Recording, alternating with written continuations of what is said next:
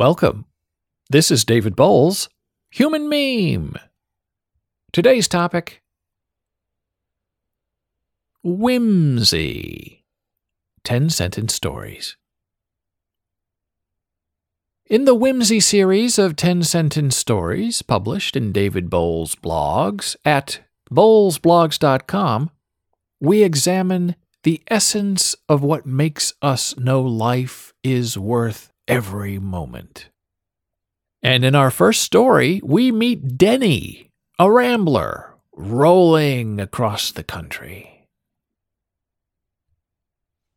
Denny the Tumbleweed, 10-sentence story number 117. First published March 9, 2011. Denny was a tumbleweed, and it was his lot to spin around town and blow through parts of the country few people ever get to see close up. Denny traveled near and far, and sometimes even to and fro. Denny was lonely. He had no friends, but he wasn't lonesome, because he always had the tactical acquaintance of gravel, sand, and the odd rock.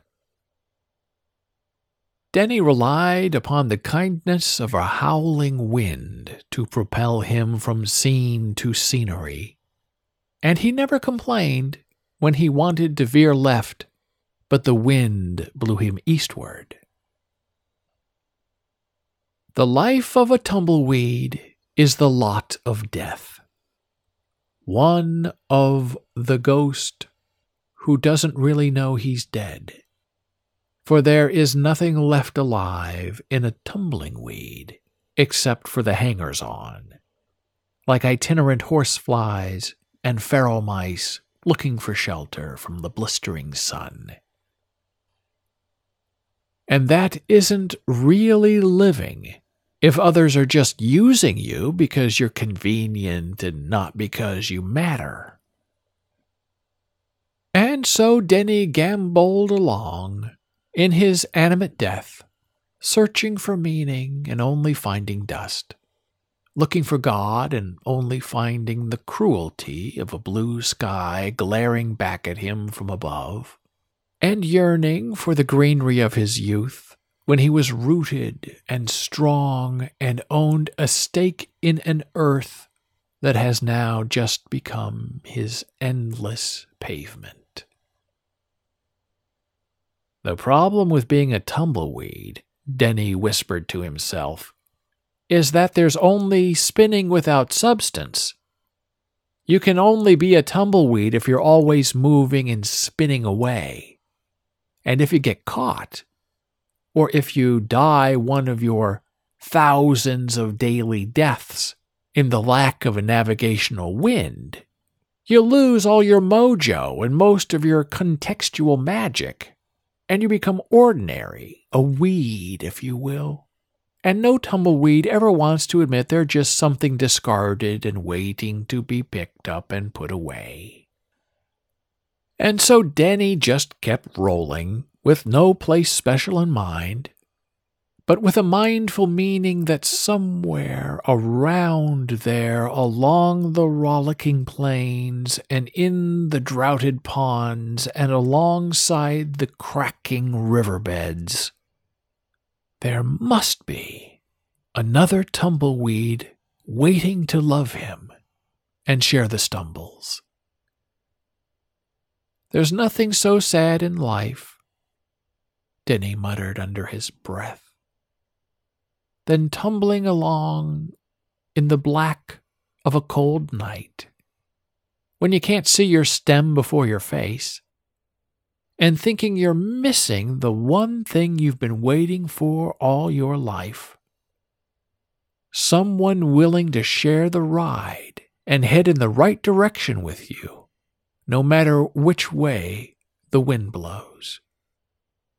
Denny tried to manage a smile as he skipped across the barbed wire dangling from a rotting fence post and headed into the punishing heat of the desert. Still alone, but always content that movement was at least a meager sign of life in the midst of his dying days.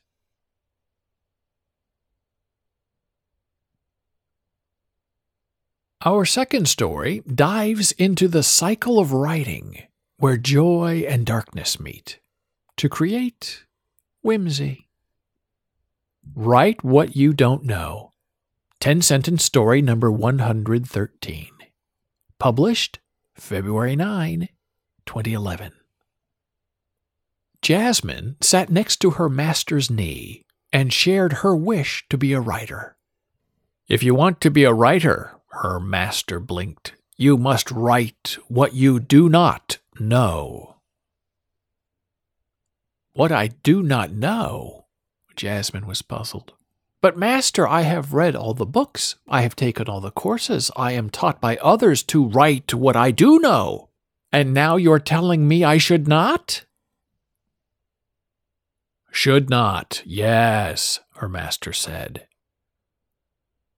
Writing what you know is familiar and ordinary, and you will be tempted to write about only your life or experience in relation only to the self.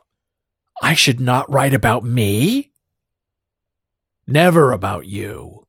Write about what you need to know. Write about what you must discover. Write about something about which you must first find out in order to share the lesson with your reader, so their learning is reflected in your reflexive journey.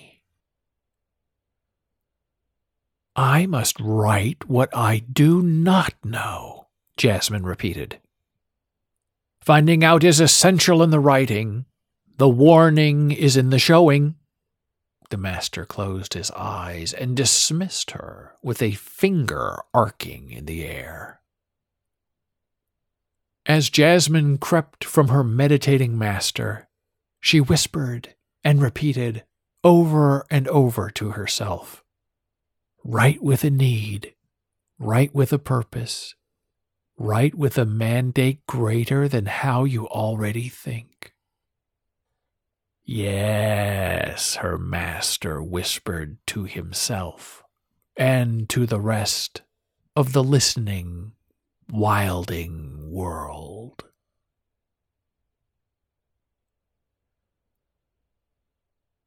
In our final tale of the day, talent overtakes perception as we all sing of divine inspiration. That Lad Can Throw. 10-sentence story number 106. Originally published December 15, 2010.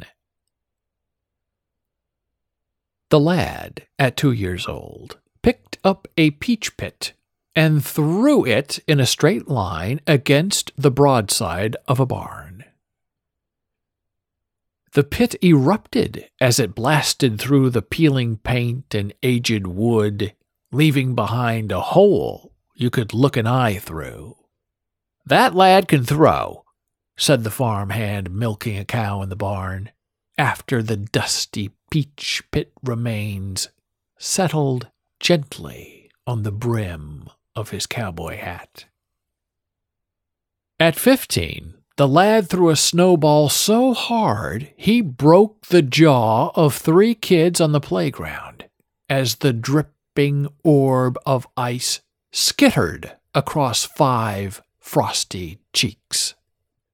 The other 2 only lost teeth. That lad can throw, one child mumbled through the remains of her fractured mandible. At 21, and pitching in the pros, the lad spun a baseball so firmly he shattered the thumbs of 5 catchers in 2 leagues and 3 divisions. Each time the thumbs were surrendered, the newspaper headlines simply read, "That lad can throw." At 98, and in the dimming light of his life, The lad picked a hunk of chewing gum from his mouth and flicked it high into the air.